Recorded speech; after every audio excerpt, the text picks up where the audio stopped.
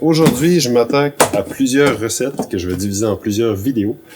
Ça sera toutes des infusions à froid. J'aime le principe, c'est ce qu'on utilise pas mal tout le temps ici chez V Kombucha. Si vous êtes nouveau à la chaîne, dans le fond, on fait principalement des vidéos sur le kombucha. Aujourd'hui, c'est juste des recettes. J'ai de la menthe mélangée avec du basilic.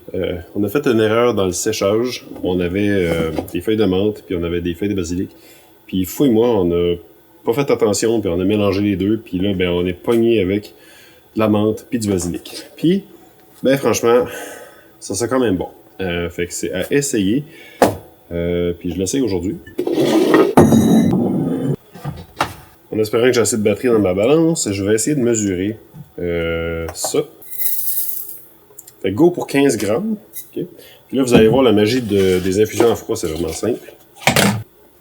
Puis ici, j'ai une chaudière presque pleine de kombucha dans le fond. Pour ceux qui suivent les vidéos quand on fait du kombucha, parce que j'ai fait une vidéo comment on fait notre kombucha commercialement. Puis depuis un certain temps, dans le fond, on garde toujours des bases ou des kombucha neutres juste en backup, puis pour remplir des fûts des fois parce qu'il manque juste une petite affaire, fait que pour pas diluer avec de l'eau, on aime ça utiliser du kombucha. Puis ce qui est plus logique en tout cas. Puis là, ben celui-ci, j'ai décidé de mettre de côté pour faire des vidéos expressément pour YouTube dans le fond. Puis là, ça c'est un kombucha, un pH de 3.2, base de thé vert. Très bon, fait que on utilise ça direct là. Fait que là, quand j'ai des herbes comme ça ici, ce que j'aime bien faire, puis je le fais aussi pour la compagnie, je mets un peu de kombucha dedans, mais là ils sont comme secs, puis ils sont tout en surface. Fait que j'en profite pour brasser, puis être certain qu'ils soient comme imbibés, parce que sinon, si on met tout le kombucha d'un coup, ça va juste faire un coussin d'herbes sèches. Ça va marcher, mais c'est juste... Je sais pas. J'ai jamais fait le test comparatif, mais j'aime ça voir que les ingrédients sont au moins dans le kombucha, tu sais.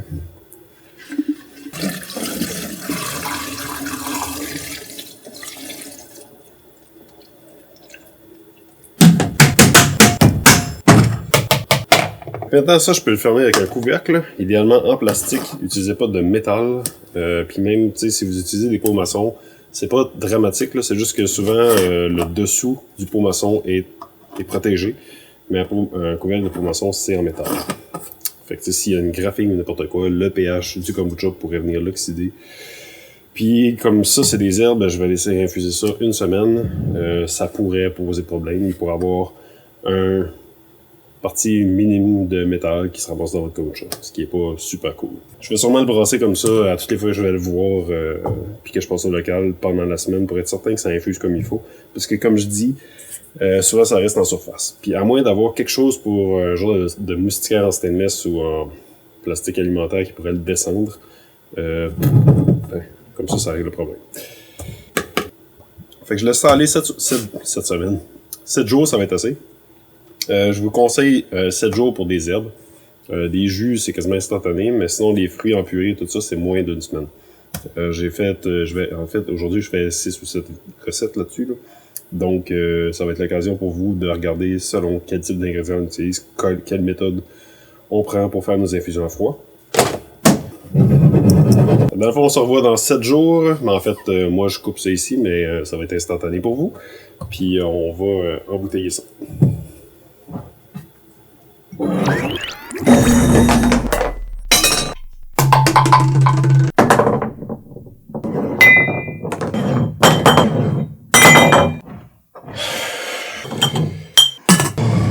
Menthe, basilic.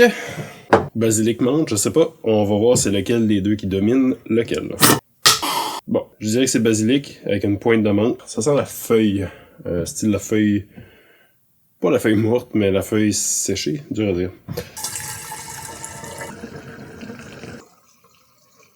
De ce kombucha-là, on en a fait une version commerciale dans le temps des fêtes. Une exclusivité, si on veut.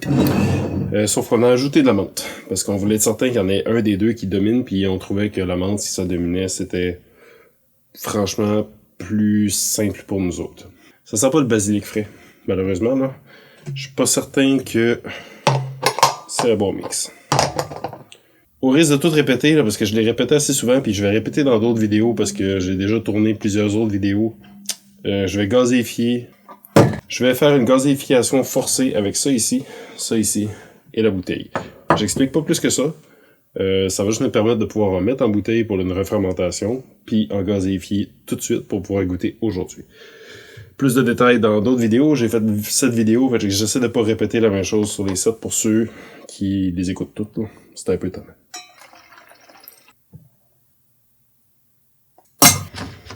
La mousse. Et on peut connecter notre CO2. Calique. Maintenant, on monte la pression à 40 PSI.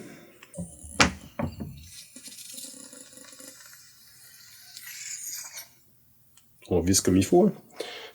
Parce que sinon c'est pas cool. Et on brasse comme ça pendant à peu près une minute. Comme je dis, je vais pas tout expliquer. Elle est plus simple comme ça. Là, celle-là va être plus courte que les autres. Si vous voulez plus de détails, vous pouvez écouter les autres de la série des 7 vidéos. Ils sont comme complémentaires, si on veut.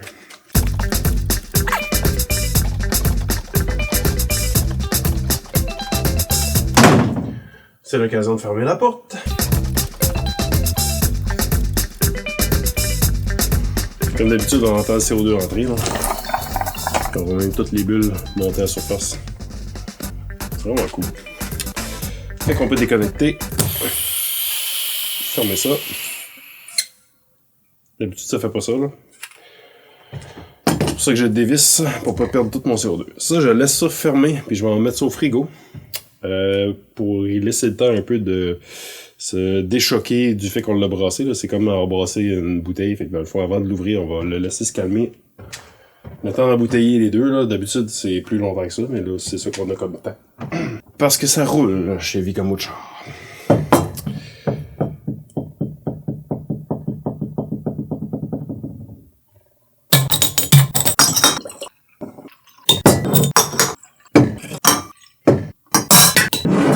Déjà aller chercher les 2 autres bouteilles. C'est vraiment ça la magie des infusions à froid, c'est que, tu sais, quand le kombucha est infusé, pas besoin de le faire refermenter, parce que là, la différence entre ça et ça, c'est que ça, premièrement, vu que c'est froid, il faut que ça réchauffe avant de recommencer une refermentation. Puis ça va prendre 24-48 heures en plus, du 2 ou 3 jours ou 4 jours pour fermenter. Fait qu'on parle de quasiment une semaine. Après ça, quand c'est prêt, il faut tester, il faut avoir plusieurs bouteilles, puis quand il y en a une qui est prête, d'habitude, ils sont toutes. Puis là, on les prend, on les met au froid pendant 24 heures avant de pouvoir y goûter. Fait que ça peut prendre quand même longtemps. Tandis que ça, on gazéifie, on attend 5 minutes, on dévisse lentement, puis on peut y goûter tout de suite. Ça va être...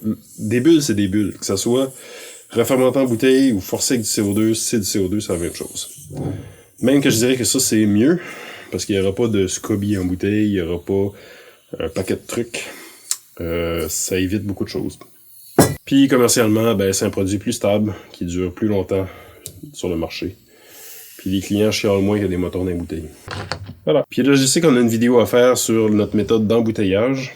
On a une série de 3 vidéos, là. C'est juste que là, on n'a pas de kombucha en bouteille. Fait que ça va attendre encore minimum 1 mois. C'est dole. Mais ce que je suis en train de faire, c'est pas mal le même principe, sauf qu'à la place d'agiter, de shaker une bouteille de 1 litre, imaginez un fût de 60 litres, parce que c'est vraiment ça. Puis après ça, on met ça sur une embouteilleuse, puis on embouteille plusieurs bouteilles plutôt que de transvider comme je vais faire dans des petites bouteilles. Mais c'est le même principe, mais à plus grande échelle, avec les mêmes bouteilles. Je dirais que la couleur est quand même assez intense pour ça. Tu sais, on parle d'un jaune kombucha, là, mais... ouais, il y a une intensité dedans. Équivalent de 3 bouteilles si je remplissais jusqu'au bord. Sauf que c'est ça, je laisse un espace d'air, fait que c'est juste assez pour y goûter. Ouais, c'est très logique là, mais c'est très herbacé. Foin, feuilles, pas feuilles mortes, feuilles, tu sais, comme pas gazon, feuilles. C'est dur à dire, c'est comme un paquet de feuilles mortes, mais enlever l'odeur de moisi, genre. Oh! Ok, c'est super cool. C'est très très sec, par exemple. Non, c'est très bon. Je dirais que c'est pas exceptionnel, c'est juste très bon. C'est pas de quoi gagner un concours, c'est un bon match. Le petit goût vert est comme cassé par la fraîcheur de la menthe.